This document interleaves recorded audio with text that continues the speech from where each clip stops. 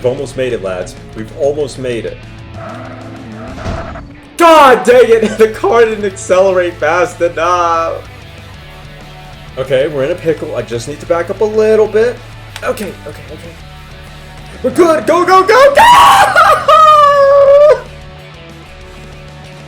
Ooh. Oh! God dang it! I hate you! Okay, got it. God dang it! That was just too soon. Enough stalling! Get to it already! Alright. Oddity number 1, the TFT screen. 13 of 17!